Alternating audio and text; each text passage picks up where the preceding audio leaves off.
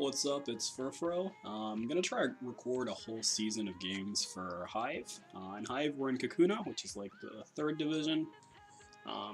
Week 1, we're against Aster. He has a stall team. I think it's a pretty favorable matchup for us, to be honest. He's got a bit of a weird stall team, in my opinion. There's not too many win cons there. So we're looking to sort of exploit that on our side. We do have some fairly interesting prep for his team, so I'll get right into that. Starting out with the Celebi. This set is basically just great against everything except for Mega Sableye.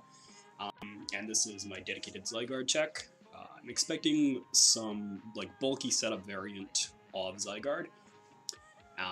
And this with Psychic is able to break all of the 252 HP subs and just annoys the majority of his team with Leech Seed. U-turns there for a little bit of momentum, and it can click recover pretty easily against this team, if it needs to, for more sustain. So it's good, just lefties, because it doesn't really need an item here, so that's fine. So next set we're going to have is the Gliscor. This is, like, ideally I would have had, like, Taunt over Facade, but I did need a way to be able to hit Talonflame if it came, as well as Skarmory, just with like a 8 move that does damage basically. So we decided to go with Facade. This is speed creeped for like Modest Necrozma. The primary goal of this is basically just a defog, like if he does bring like hazard stacking against me. And it then also has the option to click Swords Dance and just hit Earthquake. Because like if he doesn't bring the Skarmory or the Talonflame, it can click Earthquake fairly easily against this team, so it can kind of work out like that. And it's especially defensive, so the specially defensive is looking to like live any like HP Ices or like Ice Beams that he's going to be able to use on the defensive Pokemon he has.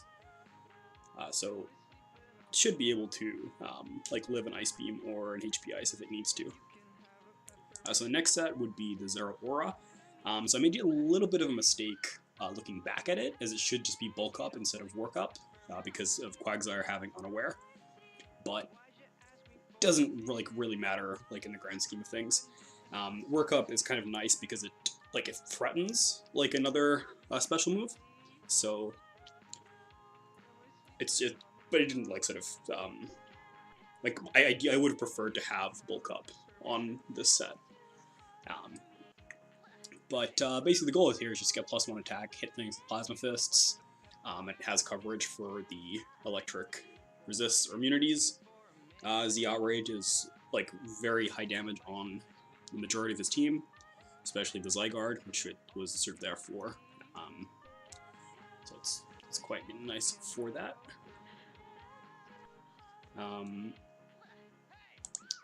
Then we have the next set, which would be the like Porygon Z. So this is sort of designed to 2-hit KO max special defensive Mega Sableye at +2. That's why it has the Never Melt Ice. So that +2 Ice Beam guarantees a 2-hit KO on especially defensive Mega Sableye. So it's quite just good for having a set that is able to beat that if it comes, because normally Mega Sableye is kind of an issue for Porygon Z, and Mega Medicham as well. So I was very much expecting that to come, and having this be able to beat that if it needed to is useful for me. Tri-Attack is the other attacking move, and it just like hits pretty much everything else on his team. Recover is just there in case it can recover on things. So other set would be the Mega Medicham here. Again, this was designed to beat Mega Sableye. So it has Bulk Up, Facade, Drain Punch, and Foresight. At +1, it's just like gonna be able to hit moves against this team. So it's quite good for that. I didn't mention on the Porygon, but this is crept for Jolly Heracross, which also creeps Adam and Zygarde, and this as well is crept for Jolly Heracross, which is the thing I kind of like would expect him to bring or creep around.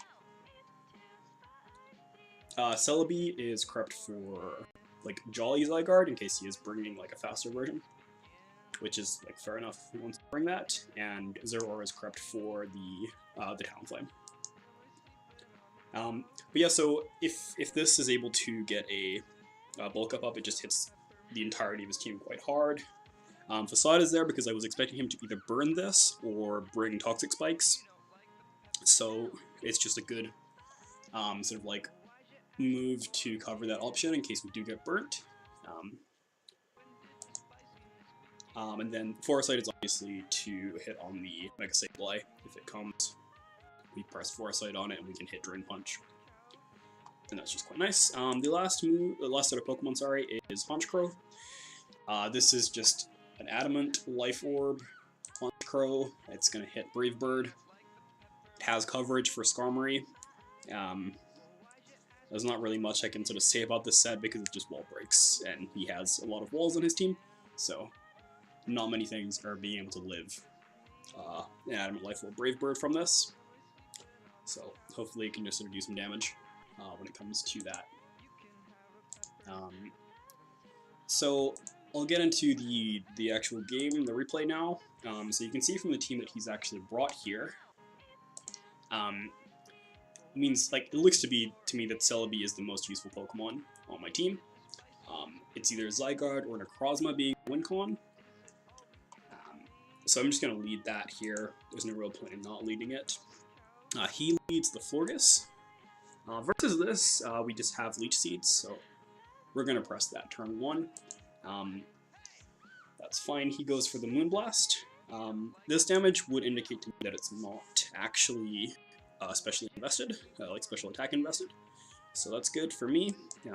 Just to know, here I'm going to click Psychic because I want to know, his investment, like how if he's physically or specially invested, because that will like matter for the rest of the game. But he actually goes to the Toxapex, and we get a special defense drop. I know he's not going to stay in with the Toxapex here because he's not just going to like randomly sack the Pokemon, which means I can get to click Leech Seed again. This also indicates that it is a physically defensive Toxapex, which is like useful information for me to know later on. Here I'm just going to hard switch into Gliscor because I know this Florges is not going to do much to me. Get the Toxic Orb up. And then I'm going to click Sword Stance as he's going for the Wish. He goes into Blissey here, so I'm going to click Earthquake. Like obviously Blissey gets Ice Beam for coverage, but as we went over, like it's fairly specially defense invested, so I'm like pretty comfortable this is going to be able to live. However, you can see from the damage that this is doing a lot more damage than it would to a defensive Blissey, and then he hits back with an Ice Beam. He did show me the set at the end of the game, and this is actually a modest special attack Expert Belt Ice Beam, so it's pretty...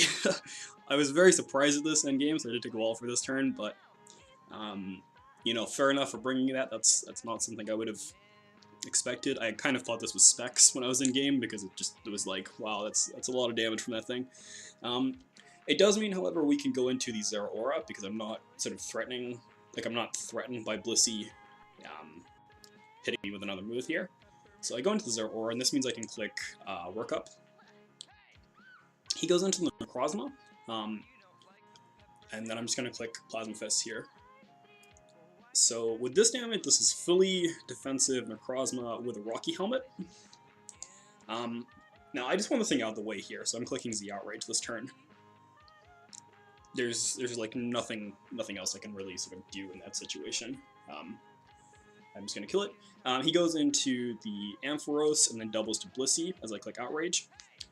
So I'm kind of just like fine with this play here because it's 2 for 2 overall.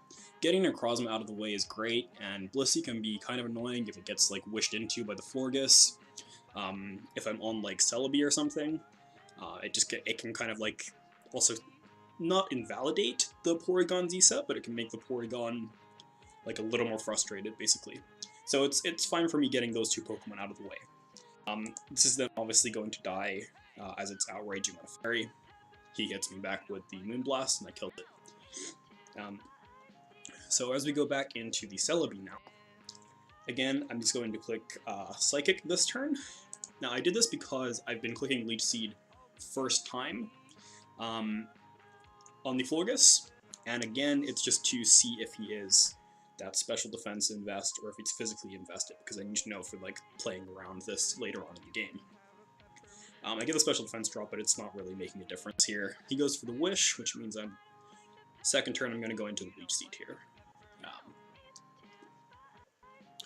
So this is like pretty fine, because I can now U-turn on this, which is something I didn't reveal earlier with the Heart Switch, as we go into the Porygon Z. Now I know this is a physically defensive Toxapex because of the earlier damage with Celebi, so I'm just going to click like Nasty Plot.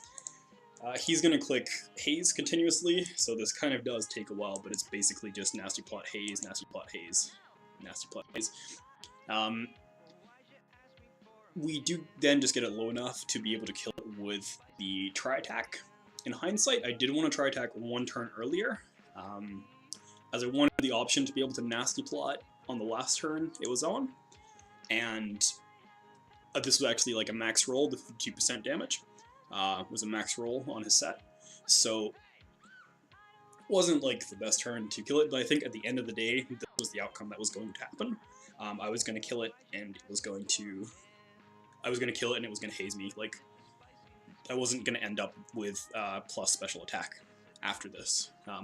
But again, the Toxapex being dead is like really good for the Mega Metacham and everything like that. So he goes into Florgus now. I'm going into Nasty Plot again, as he goes for the Wish. I'm then going to just hit it with a Tri-Attack. And now, here I think is probably the only real misplay I did all of this game. As I should have just been like trying to get to +4. Unfortunately, as well, he goes for the Moonblast here, and he actually gets a special attack drop, which is like quite frustrating, because it's taking away the Nasty Plot value. I'm going to Nasty Plot again, and then he will hit me with a Moonblast again, and this is quite a high roll on this set, and it also has a special attack drop. So this is like a bit frustrating, but it shouldn't particularly matter overall. I'm going to go for the Recover this turn. I do this for a couple of reasons. So firstly, it's about a 20% chance to kill from this range, like given I know its investment. So I do have a decent chance of living if I do Recover, and there is like the potential to be able to recover up more and more. The other thing is, because I know it is specially defensive now, because of the Tri-Attack damage I did, and the Psychic earlier, I know it's quite high special defense investment. honchkrow actually one-hit KOs this entirely with Brave Bird. So any chip damage like is completely irrelevant at this point. So I might as well just try and sweep with this set. Like, so there's no point in having any chip damage on this at the end of the day. So that's like, it's absolutely fine for me to just recover, but he does get like another like decent chance roll on this, so it does kill it. That's fine, but as we go for the Zygarde, for the honchkrow, we just hit it with the Brave Bird, and that's one hit KOing it. So this is a situation where we're ending versus Zygarde. Now, as I said earlier, I'm expecting a bulky setup on this. But because of that, it shouldn't be able to kill honchkrow from this range while also posing a threat to the rest of my team. So just by going for the Brave Bird here, like, I know I'm going to be able to do enough damage to put this either in sub range, or like to the point where it can't sub on me, or it can't like set up and like threaten me with a kill. So I'm going to click Brave Bird. Unfortunately for him, we do actually crit this Brave Bird. He goes for the Dragon Dance, and we go for the Brave Bird. Yeah, we get a crit on that. I did check the calcs with his team post game, so this does like 82 to like 96%. So he would have been completely out of range for the substitute if he wanted to go for that. It was also a camouflage set, so he wouldn't have actually been able to do enough damage to my Celebi at the end of the day. But it's unfortunate for differential, but the game like shouldn't have been impacted from it. And on my side, it kind of made up for the double high roll with the special attack drops on Porygon Z. So it kind of just balanced out, I think, in my opinion. Versus the Ampharos, we're just going to click Brave Bird again. This thing is not going to live. At +2 Life Orb, Adamant Brave Bird on honchkrow. So it was a pretty good game overall, I think. I felt like I played this aggressively as I could.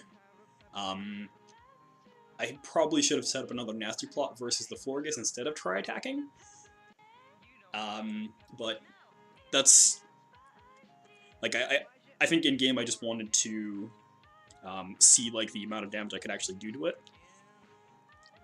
To see like the actual rolls on it. But that was probably the only real misplay. Outrage on Ampharos or /Blissey is like potentially another one. But I was happy enough with the 2 for 2, so I felt comfortable clicking it for the kill. That feels like a fair enough sort of trade, in my opinion. But yeah, I'm pretty happy with that week 1. AsterJ's a great player, so felt good to beat that week 1.